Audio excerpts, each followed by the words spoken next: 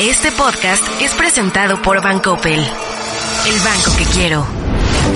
1954 millas dividen, pero también unen a nuestros dos países. Bienvenidos a Proyecto 1954, un podcast para hablar sobre la relación México-Estados Unidos. Conduce Enrique Perret.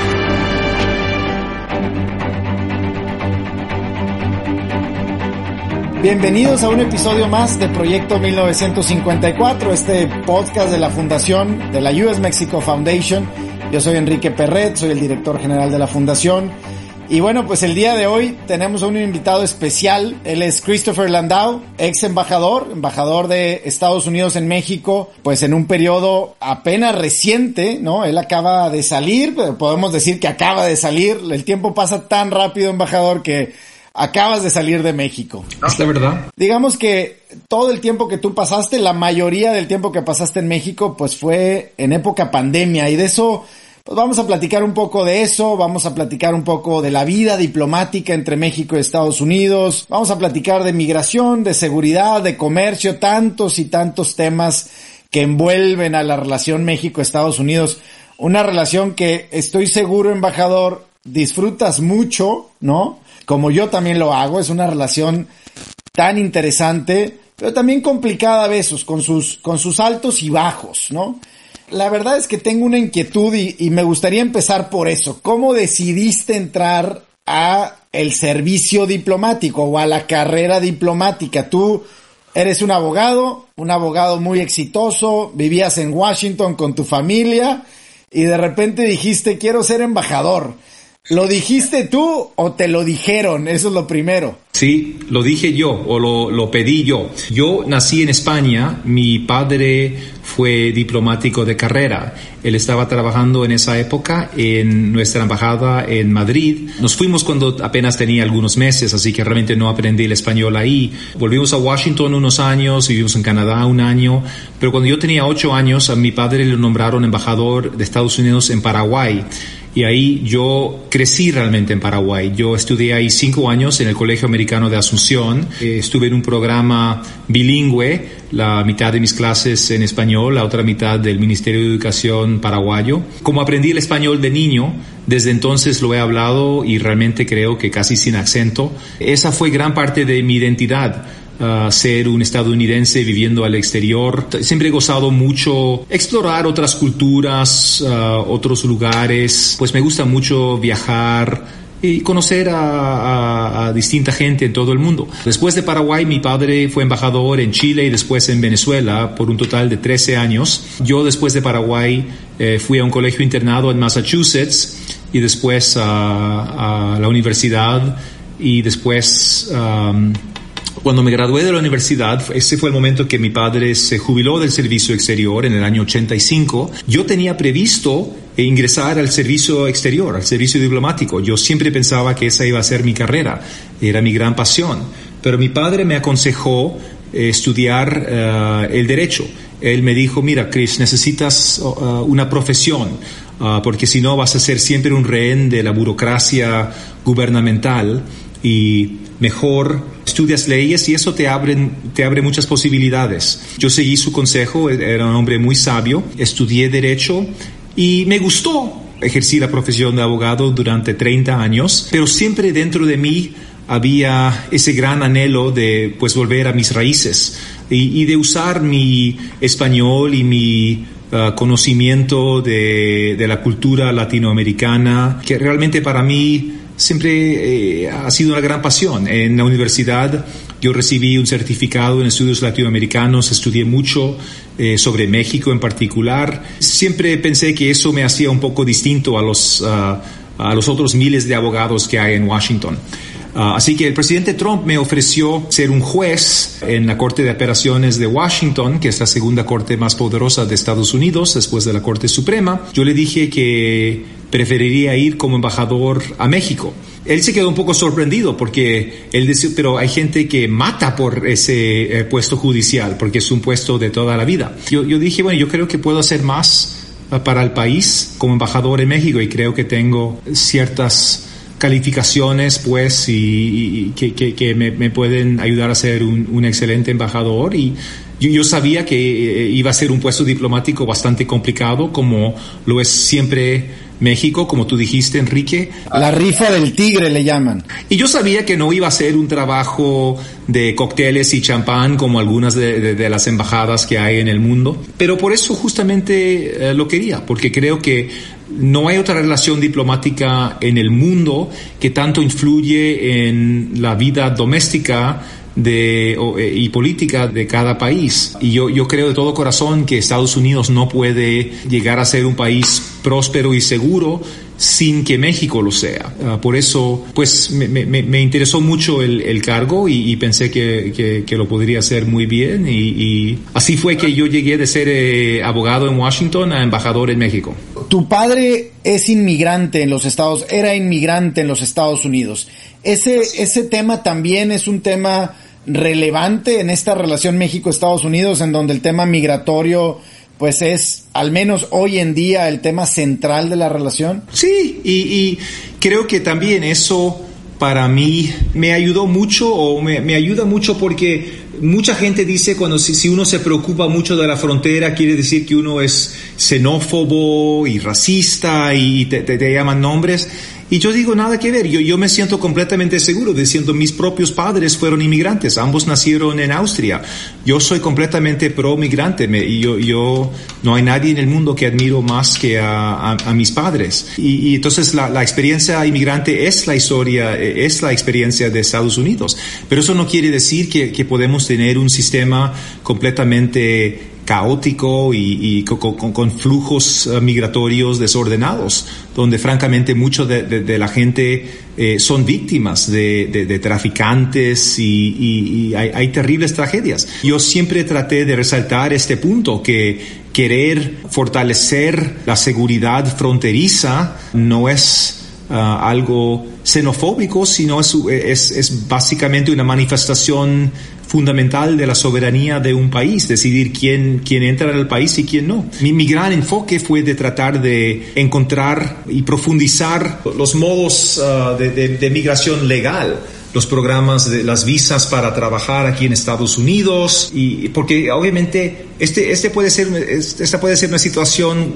ganar-ganar, donde México y otros países del mundo tienen mano de obra y Estados Unidos necesita esa mano de obra.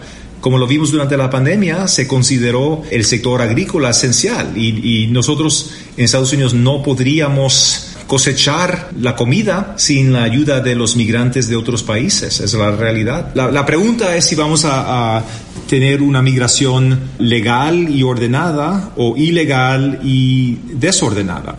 Y yo creo que para mí la respuesta es muy fácil. Proyecto 1954, el podcast con Enrique Perret. Tú llegaste en un momento, embajador, con la administración Trump, en donde había una negociación en marcha del nuevo Tratado de Libre Comercio, ¿no? Tú llegas en medio de esa renegociación. Ya habían pasado algunos, digamos, capítulos en la vida bilateral complicados, ¿no? Evidentemente, una amenaza del presidente Donald Trump de salirse primero, de demandar el NAFTA, luego de imponer aranceles en medio de un complicado escenario migratorio. Había habido varias expresiones del presidente Donald Trump que en México, evidentemente, los mexicanos lo vimos, pues evidentemente con malos ojos, digamos. No era el presidente Trump muy popular en México, y tú llegaste en ese escenario, ¿no? ¿Cómo plantearte una estrategia ante ese escenario como embajador? Porque al final del día, pues tampoco llegas a complacer a los mexicanos, pero sí quieres tener una relación, pues, estrecha con los mexicanos y positiva con el pueblo mexicano. ¿Cómo planteaste tu estrategia en ese sentido? Con el gobierno también. Sí, es un gran reto. Eso es la diplomacia. La diplomacia es, al fin y al cabo, la comunicación. Yo soy una persona muy franca y directa y yo creo que todos entendían en México las prioridades de mi presidente, de mi administración. Yo siempre traté de explicar las cosas para que la gente entendiera que no era una agenda anti-México, sino una agenda pro Estados Unidos. Y yo creo que en realidad el presidente Trump y el presidente López Obrador se entendieron muy bien porque son ambos nacionalistas. Yo creo ambos entienden que el deber de un presidente es siempre poner en primer planas los intereses de su país. Y el presidente Trump durante la campaña sí criticó mucho al Telecán, el tratado original de libre comercio, y en realidad ya era momento de modernizar ese tratado. Ese tratado ya tenía 30 años, toda la revolución digital no estaba cubierta por el tratado y otros temas. Y francamente, creo que nos conviene a todos, y siempre conviene estar analizando si un tratado o una ley sigue pues sirviendo su propósito. Y creo que ambos países y los tres países con Canadá también encontramos una manera de, pues como dije, de modernizar el tratado para preservar esta relación comercial muy especial que tenemos los tres países de Norteamérica, asegurándonos que esa relación comercial va a continuar. Y creo que francamente ambos presidentes, Trump y AMLO, fueron críticos en su momento del Telecán y de la relación de libre comercio, pero al fin y al cabo creo que ambos aceptaron que era mejor no solamente echar a la basura el viejo tratado, pero tratar de arreglarlo. Yo no llegué hasta el tercer año de la administración del presidente Trump, así que ya se había firmado cuando yo llegué el nuevo tratado. Aunque en ese momento se tuvo que mandar a las legislaturas de los varios países para su aprobación, así que siguieron varios cambios, pero en términos generales las negociaciones ya se habían llevado a cabo. Mi rol honestamente fue bastante limitado sobre algunas cuestiones que quedaron pendientes donde las legislaturas querían un poco más de claridad o algunos cambios, pero en términos generales eran cosas no eran cosas fundamentales del tratado. Así que para mí fue solamente una cuestión de apoyar a llevar ese proceso a la meta final, pero ya estábamos bastante cerca cuando llegué yo. Pero yo creo que eso fue uno de los éxitos más importantes durante mi gestión, que sí llegamos a ese tratado, y a pesar de tener presidentes escépticos en Estados Unidos y en México del régimen de libre comercio, me parece si esos dos presidentes decidieron avalar el tratado, que ahora esa relación muy especial va a continuar por lo menos otra generación, que me parece muy importante. ¿Crees que la sociedad mexicana, el pueblo mexicano, sabe diferenciar ya entre lo que representa el presidente de Estados Unidos, la administración de Estados Unidos y el pueblo americano? Había algunas encuestas que a lo mejor no favorecían en cuanto a la opinión pública al presidente Trump. Sin embargo, la opinión pública sobre los Estados Unidos como país ya es muy positiva. Anteriormente, a lo mejor hace algunas décadas, era a la par, ¿no? Había un sentimiento antigringo, digamos, antiamericano. Pero hoy el sentimiento mexicano hacia los Estados Unidos es muy positivo, independientemente de su presidente o la administración. ¿Coincides conmigo? 100%, y yo creo que eso es una de las cosas más importantes y positivas que han pasado. Yo siempre decía, mira, yo tengo el título de embajador, pero en realidad los embajadores entre nuestros países son muchos, son todas las personas con familias allá, que han estudiado allá, que tienen negocios en ambos países. Esa es la gran fuerza y estabilidad de la relación. En esta relación hay como una crisis, por lo menos una crisis a la semana. Siempre hay algo. Y yo creo que va a ser así, porque tenemos pues lazos tan estrechos. Una cuestión de aviación, una cuestión consular, una cuestión agrícola, una cuestión del medio ambiente, una cuestión económica, una cuestión laboral, una cuestión política de las Naciones Unidas, digamos. Siempre va a haber algo. Y yo creo que vamos a tener buenos y malos presidentes en la Casa Blanca y supongo que en Palacio Nacional también. Vamos a tener buenos embajadores en Washington y en Ciudad de México y malos embajadores en ambas capitales, o mejores y peores. Pero al fin y al cabo, la relación entre México y Estados Unidos va muchísimo más allá en estos días. Yo creo que hay muchas familias en México que tienen un familiar o un amigo que vive o estudia en Estados Unidos. Y yo creo que la gente ahora en México entiende, Estados Unidos ya no es un vecino distante como lo describió Alan Ryding en su libro a mediados de los 80. Estoy seguro que la relación ahora es mucho mejor a lo que era, digamos, hace 30, 40 años, cuando yo fui estudiante universitario, en los años 80, en los 70, en los 60 y antes.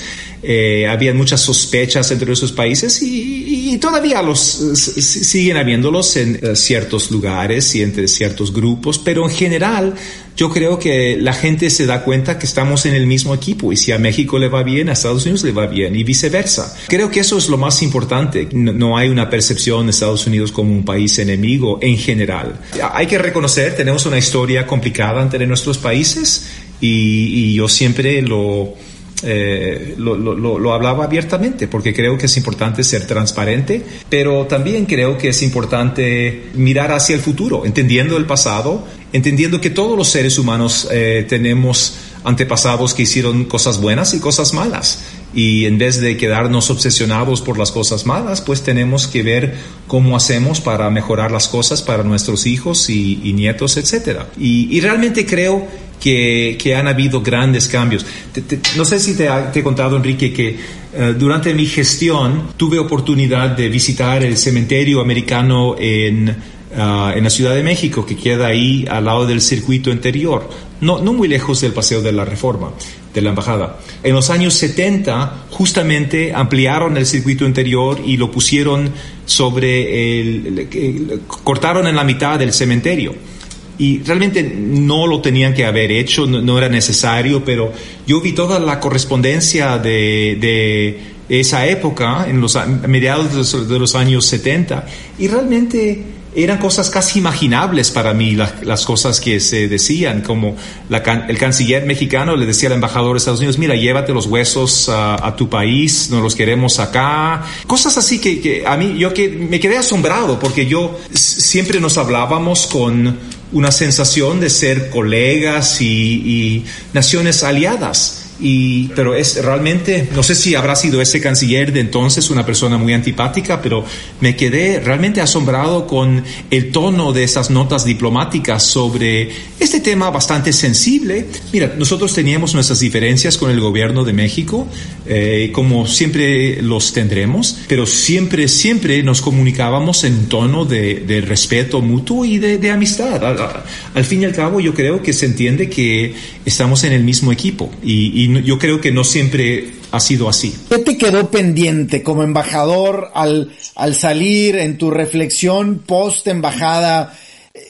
¿Qué te hubiera gustado cerrar como ciclo? ¿Qué tema te hubiera gustado, meterte más, solucionar, avanzar más? Son muchísimas cosas, Enrique. Para mí, mira, la pandemia nos tocó cuando yo tenía apenas 7 meses en México, y realmente tengo 2 periodos muy distintos de mi gestión, el periodo pre-pandemia y el periodo post-pandemia. Y francamente, en el periodo post-pandemia fue más una cuestión de tratar de no ahogarnos en todos los problemas inmediatos que teníamos. Ya, digamos, la agenda positiva, afirmativa, ya la tuvimos que poner más o menos de un lado, porque teníamos una crisis muy, muy aguda para ambos países y todos nuestros esfuerzos los teníamos que enfocarlos en responder a la crisis. Mis 3 prioridades,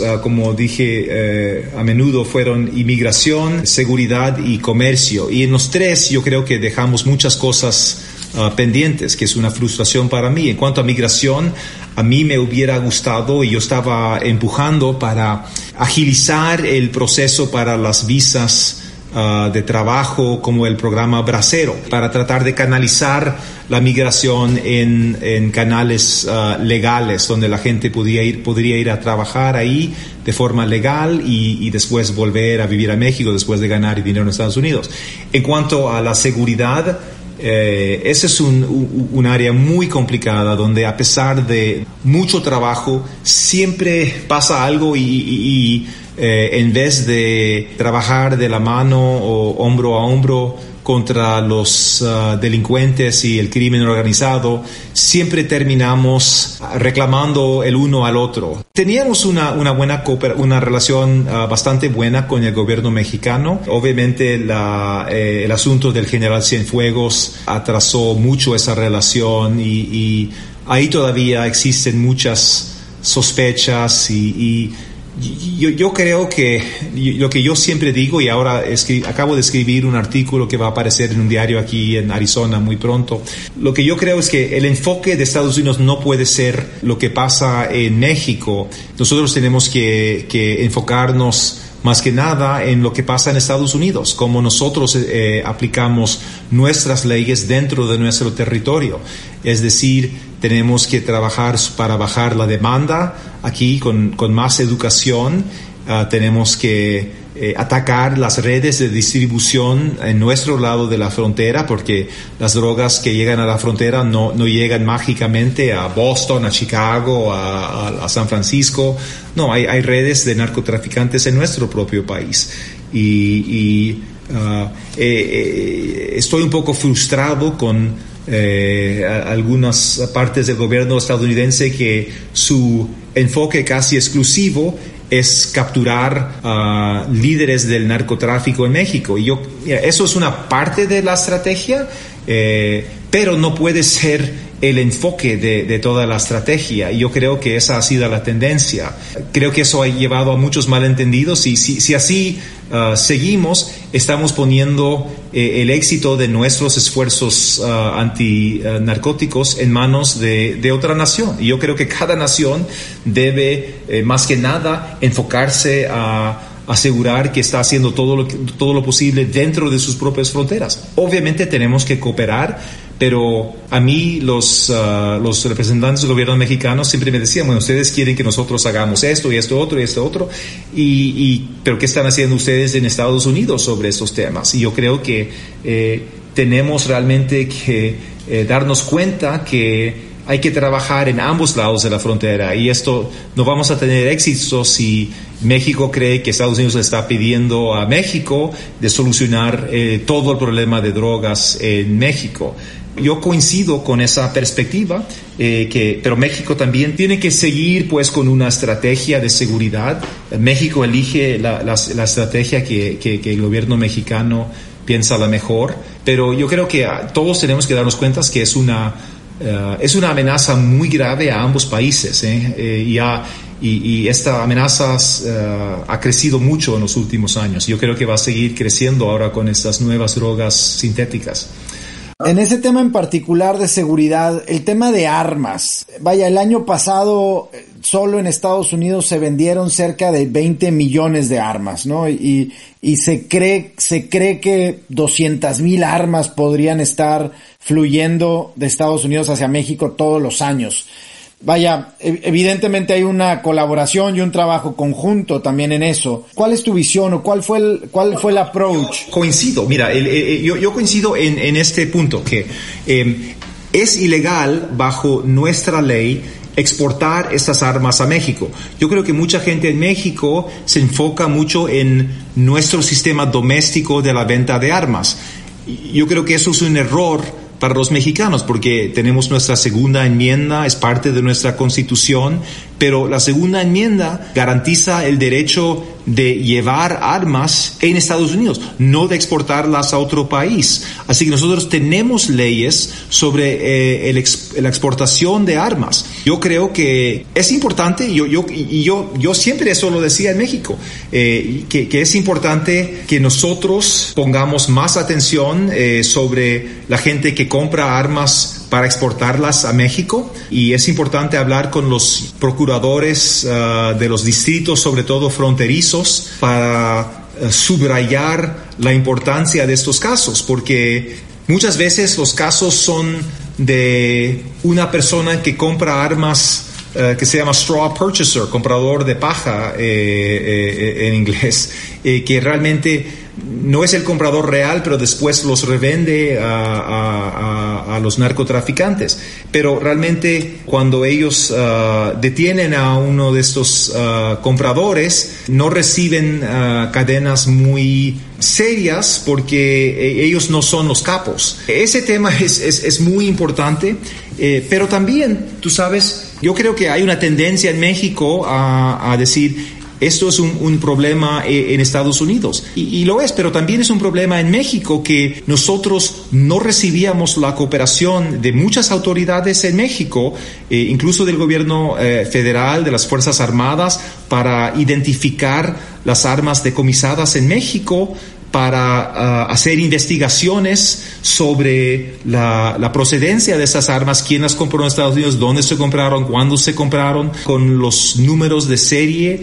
Francamente me quedé muy frustrado que me encontré con muchas personas que les gustaba dar declaraciones de que Estados Unidos tenía que hacer más, y yo dije, bueno, pero nosotros le hemos pedido estos números de serie y nunca se nos han entregado, y después se quedaron calladitos, y eso no puede ser, eso no debe ser como una cuestión política en ambos lados de la frontera. Pero mira, yo coincido que el poder del crimen organizado radica en su dinero y en sus armas. Entonces, para mí, y es lo que yo digo en Estados Unidos, yo creo que es importante que el gobierno de Estados Unidos entienda. Es como estar mandando armas a Hitler durante la Segunda Guerra Mundial. No podemos estar armando a nuestros enemigos allá. Así que yo creo que es muy, muy importante. Yo traté de subrayar esto en Washington. El fiscal general Barr estaba muy, muy al tanto de este tema, y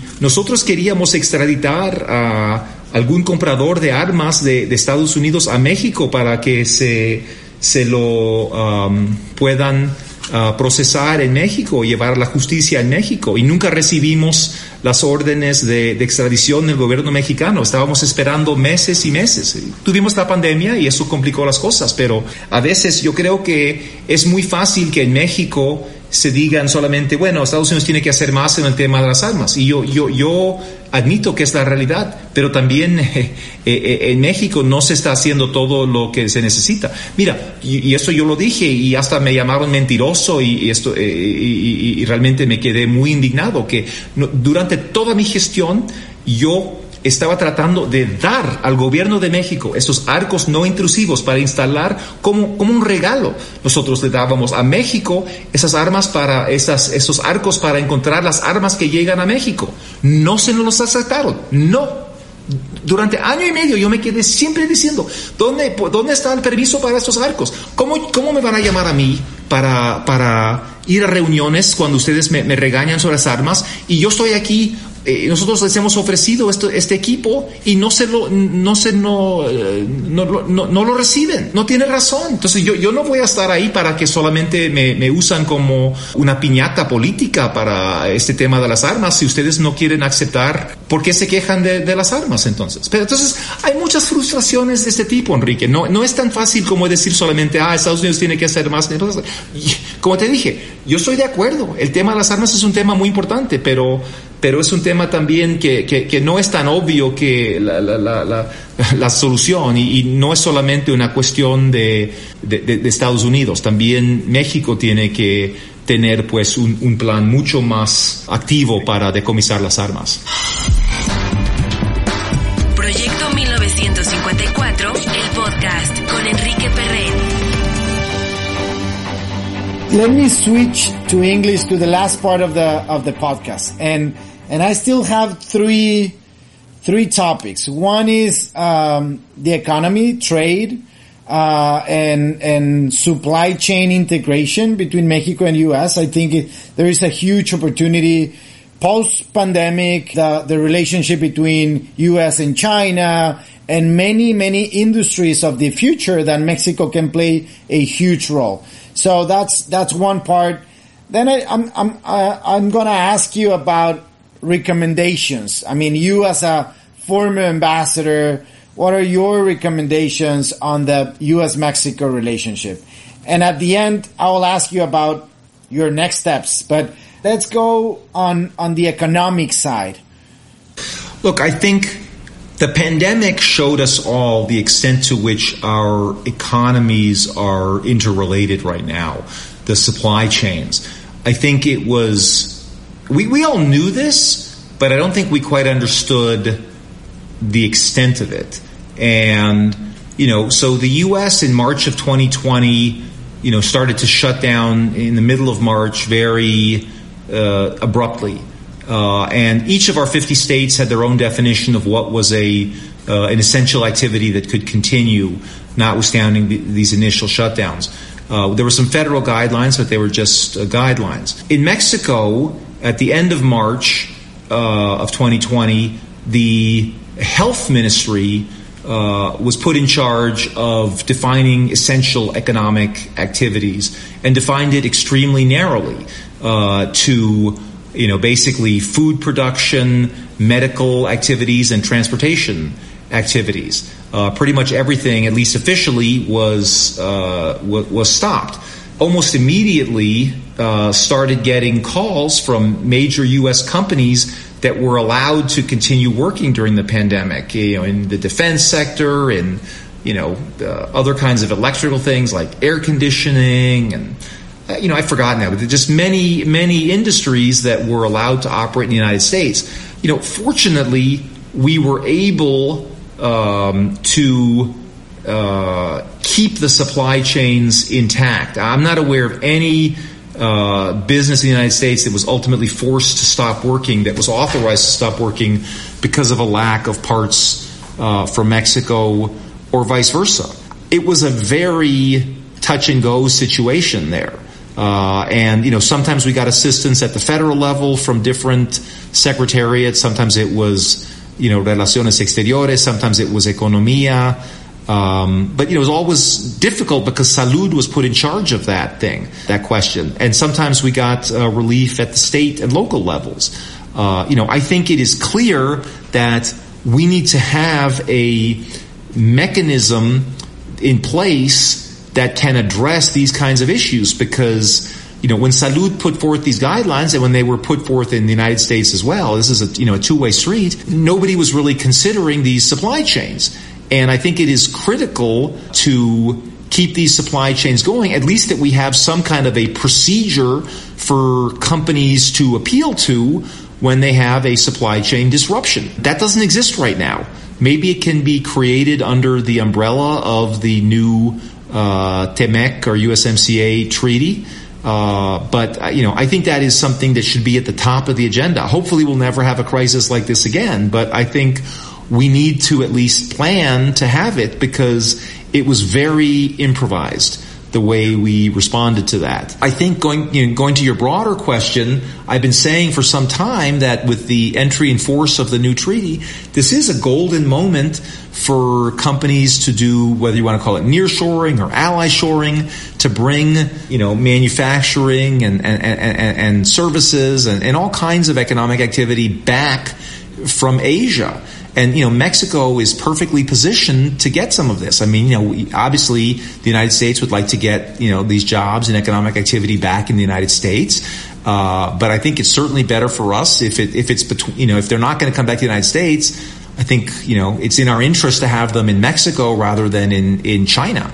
And, I am frustrated at the very slow pace of this. And I think it has to be, I would hope that it would be a high priority for all of our countries to encourage this kind of a process. I just haven't seen it happening as much. I said, as ambassador, I said, listen, anybody who brings a plant from China, just invite me and I'll go to the opening of the plant. I went to one in Guadalajara. Some solar technology came in.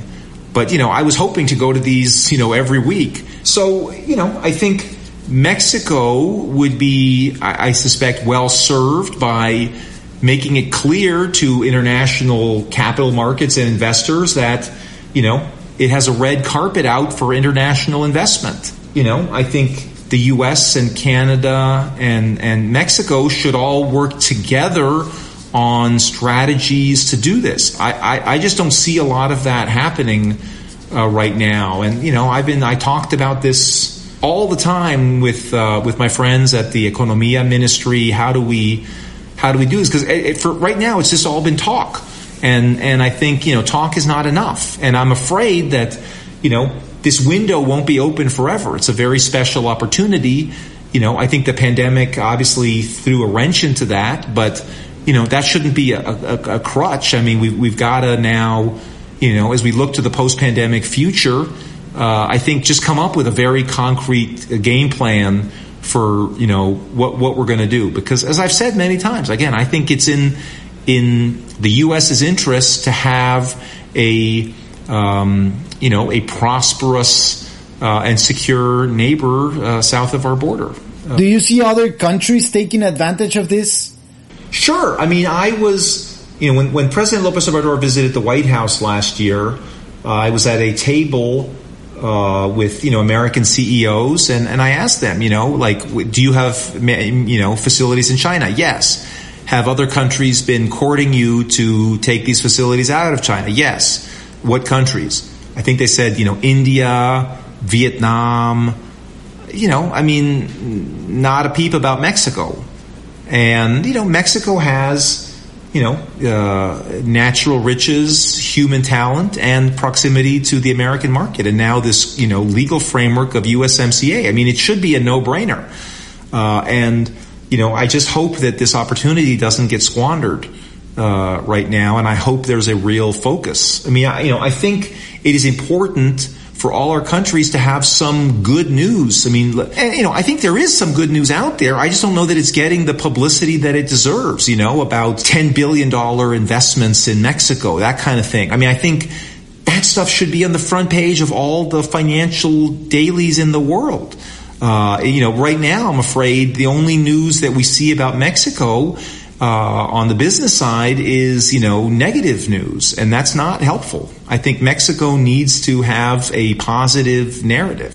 That's one specific recommendation on your part. Is there any other recommendations on energy, for example, that is obviously very integrated with the supply chains and with the news out there? We didn't talk about energy, but is there any recommendation on energy? Look, energy is a tricky topic because it's a very polemical political issue in Mexico. I understand that. I respect that. And people can have different views about what is the best energy policy for Mexico. And it's not up to a foreign country to tell Mexico what its energy policy should be. And I always, recognize that. I do think it is important for Mexico, understanding that Mexico ultimately has sovereignty over its own natural resources. It's important for Mexico to respect the rights of investors who have come in and, made investments in whatever sector, energy sector or any other sector, because I think there's nothing worse for a country than if it is viewed as a country where you cannot invest safely. I think it would be terrible for Mexico if now we start to get into, big disputes about investments in the energy sector. I mean, I always tried to draw a line between, respecting the contracts that have been made in the past under the valid laws of the past on the one hand, and between extending those laws into the future. Let's say, you may not want to give out new concessions, but that doesn't mean that you can just ignore the existing concessions. I think the president of Mexico has made statements along these lines saying, we are going to respect the rights of investors. I assume that the president is a man of his word. And, again, but I think it is dangerous for people on the outside of Mexico to get sucked into the internal domestic Mexican political debate about what is the best energy policy and how much should it be clean energy and how much, that seems to me to be really a discussion for the Mexicans to have among themselves. So, as ambassador, I always try to be very, very careful not to cross the line between, protecting the interests of businesses and people from my country, which is part of my job under existing contracts, on the one hand, and on the other hand, telling Mexico what its energy policy should be. That's not my business or my government's business. That's Mexico's business. And so I think all these issues tend to get very jumbled up, and I think we have to be very specific, and maybe this is my legal training to kind of extricate the various threads, because I don't think you can just talk about energy so broadly, because some things, it seems to me, are legitimate sources or legitimate subjects of international discussion, and some are not. And I think it's quite easy to blur that line.